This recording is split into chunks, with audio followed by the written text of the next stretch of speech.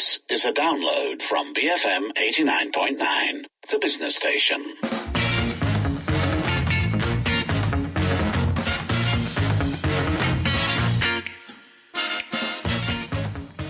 It is 7:13. You're listening to the evening edition with Sharmilla and Lynn. And now we're moving on to Sarawak, where, they are changing the title of Chief Minister to Premier, and this as a first step to being more autonomous within Malaysia's federation. So this point about Sarawak state autonomy and the various sorts of changes that have been happening in this area have been coming up, before the state election, but I think really kind of hit a fever pitch in terms of discussion during that time. So it's an interesting step. So yeah, no more Chief Minister, Premier. The term hasn't necessarily gone down super well with everybody. There has been a variety of responses, although broadly speaking, experts are pointing out, as you say, Sharmilla, that this is a step towards state autonomy, towards furthering that agenda. So let's see. We have this from Parti Sarawak Bersatu President Wong Soon Koh, who said the name change appears to be done just to look glamorous. I'm quoting there, and said that the amendments must add weight and stature to enable the top executive of the state to carry out his duties and responsibilities. Meanwhile, we also have a differing opinion from the Tourism, Creative Industry and Performing Arts Minister, Dr. Sri Abdul Karim Rahman Hamzah, who said that the amendment to change this title would emphasize the difference in status enjoyed by Sarawak. So Bakalalan Assemblyman Barubian, meanwhile, said that perhaps it would be more important to focus on implementing Sarawakians' rights and to reclaim promises that were made to them during the formation of Malaysia. And I'm quoting directly here. He said it would be better to take concrete steps which will benefit the state and Sarawakians tangibly rather than rushing into a name change that may bring about some self-gratification. So essentially, seems to be mixed reactions to this move. There is this one also, though, from Parti Bumi Kenyalang President Fun Lishan, who said that the term Premier is alien in any democratic country and that the most appropriate term should be Prime Minister. Now, that is a change that I would like to hear about. As in, I just would like to see what would come from that. So we're going to unpack this and in a larger sense what this indicates about Sarawak's push towards autonomy. But do weigh in. What do you make of this? You can call 77332900, WhatsApp 018-789-8899, tweet us at BFM Radio. Now on the line with us is James Chin, Professor of Asian Studies at University of Tasmania. James, thanks for being with us today. Good evening. So this bill has been passed by the Sarawak Legislative Assembly, changing, of course, Chief Minister to Premier. Talk to us about its significance and what it says about Sarawak's place within the Federation. Right. Well, I think you actually made the point earlier that this step is all about making sure that the people for the whole Federation understand that Sabah and Sarawak are not merely states in the Federation. They see themselves as two of the three equal partners that came together to form the Federation of Malaysia. So this is very much a largely symbolic act, but I think it's also a very important point because it sends a very strong signal, especially to the people in Peninsular Malaysia, that Sabah and Sarawak are repackaging themselves and they're moving ahead with their moves, in terms of not only more autonomy, but sort of putting themselves out as different from the rest of Malaysia. So, it's an interesting experiment. I also heard your comments about the word premier. I think you quoted somebody who said that premier is actually a word that's not widely known. I think that's not very true because I'm sure many of your listeners know that in other Commonwealth jurisdictions like Australia and Canada, the leader of the province or the state is also called premier. So I think I don't think there'll be a lot of confusion. But I think a lot of this noise about whether this should happen or not really is part of this ongoing debate about what is the new status of Sabah and Sarawak in the new Malaysian Federation. So, this, as you have alluded to, is being viewed as a move towards Sarawak having more autonomy and, kind of cementing that in some ways. What are your thoughts on this? It's actually more than autonomy. It's all about the status of Sabah and Sarawak and what the sort of, they call it the public perception of where Sabah and Sarawak is within the Federation. People keep forgetting that before this issue, MS-63, that blew up in the last 10 years, right? The general consensus is that many people ignore Sabah and Sarawak. When people talk of Malaysia, they basically refer to Kuala Lumpur and the Klang Valley and maybe Peninsula Malaysia. So people keep sort of ignore Sabah and Sarawak. Sabah and Sarawak was seen as the Ulu, the sort of the hidden part of Malaysia. People didn't really understand what was happening there. All they know is that, all sorts of funny things are happening there. And there was this perception that somehow people in Sabah and Sarawak are more backward than people in Peninsula Malaysia. So I think it's time to do a reset in Malaysia.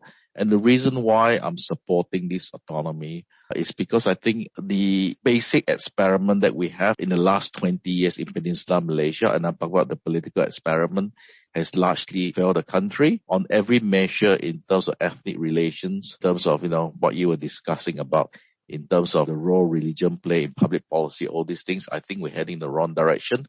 And I think we really need to do a new reset in Malaysia. I don't think it's possible for politicians in Peninsula Malaysia, Malaya to reset the system. There's too many entrenched interests. So I think if there's going to be any change in the Malaysian Federation, it will have to come from Sabah and Sarawak. So yes, I think although this is largely a symbolic move, I think over the long term, we might see some real benefits. So speaking of that being a symbolic move, if we look overall at this push for more autonomy, what have been some of the main drivers behind this whole movement? So I think you can't run away from historical grievances. Basically, the sort of historical grievances you can sort of put it into two baskets. The first is, of course, the political one. As I mentioned, the people, they feel marginalized. They feel that they've never been taken seriously. The second area, of course, is in the economy.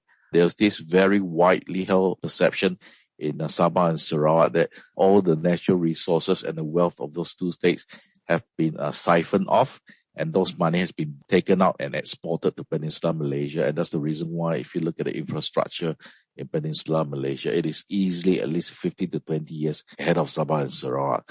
The simple example is that the North-South Highway was built in the 1980s. And until today, there's still no Sabah-Sarawak highway. I mean, they're in the process of building it, but, even after 3 years of building it, it won't be ready for another 2 more years. I wanted to circle back to the term premier because, as you mentioned, I think you're absolutely right in saying that it is not a word that I think that many people will be unfamiliar with. However, others have pointed out that premier doesn't, for example, appear in the federal constitution or historical documents. What do you make of the choice of the term? Look, all this to me are really semantics. It really doesn't matter. I think the key point, what the leaders in Sarawak are thinking is that when they walk into a room, right, Abang Johari is not just the Ketua Menteri or the Chief Minister. You can compare him to a Ketua Menteri or Chief Minister of Pahang, Melaka or Penang. He and his counterpart in Sabah are a notch higher. And you have to remember, this sort of recognition is actually not a new thing. People think it's completely new, but you keep forgetting that 2 years ago, under the previous Prime Minister Muhyiddin, he actually announced in terms of administrative circular that Sabah and Sarawak will no longer be called states, it will be called wilayah. So, this sort of a renaming is actually ongoing process. And I can tell you that certain things will come out, later this year where they'll start renaming certain things as well. So this is an ongoing process.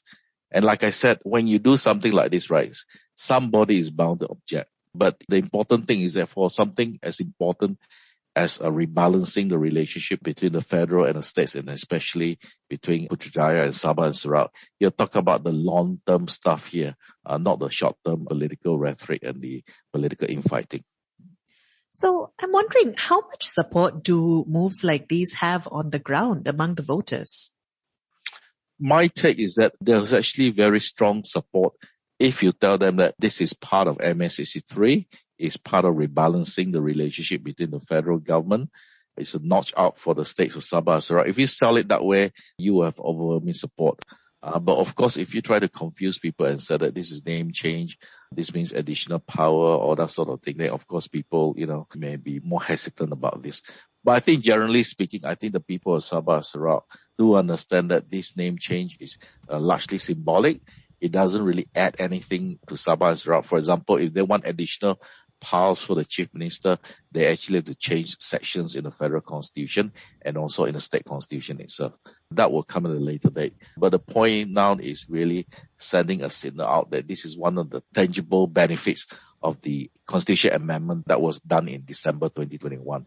In other words, once the Constitution Amendment went through, recognizing Sabah and Sarawak special status in the Malaysian Federation, one of the next steps is that you really have to rename the chief ministers of both states. So what further moves then are you anticipating in terms of Sarawak taking a more assertive role in pushing for autonomy or greater rights? Well, I think everything is up for negotiations. But I also strongly believe that certain things will be very problematic. For example, it's a well-known fact that Sabah and Sarawak wants to get back the continental shelf. I don't think they want to destroy the Petroleum Development Act of 1974. I don't think they want to blow it up, but they want a much bigger share, because their argument is that, the oil comes from Sabah and Sarawak, and that Sabah and Sarawak has been neglected for so long, for the last 50 years. So I'm sure they want a bigger share. I think all those issues are very, very problematic for all sorts of reasons. I don't think they'll get that, but I think a lot of the other things they'll probably get, things like complete autonomy in terms of education, health issues. Instead of our federal government running all the projects in Sarawak, I think they'll channel the money through the state government.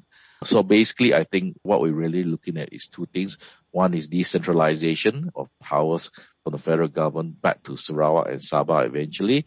But more importantly, I think most of the so-called federal projects, the money eventually will end up with the Sarawak government, and the Sarawak government will end up as the implementers of this project, unlike in other states in Peninsular Malaysia where the federal secretary is still very powerful. James, thanks for speaking with us today. Thank you so much. That was James Chin, Professor of Asian Studies at University of Tasmania, weighing in on a bill that has been passed in Sarawak to call their Chief Minister Premier. Do let us know what you think. What are your thoughts on this? You can call 77332900, WhatsApp 018-789-8899, tweet us at BFM Radio. So keep it here on the evening edition, BFM 89.9. Thank you for listening to this podcast. To find more great interviews, go to bfm.my, BFM 89.9, the business station.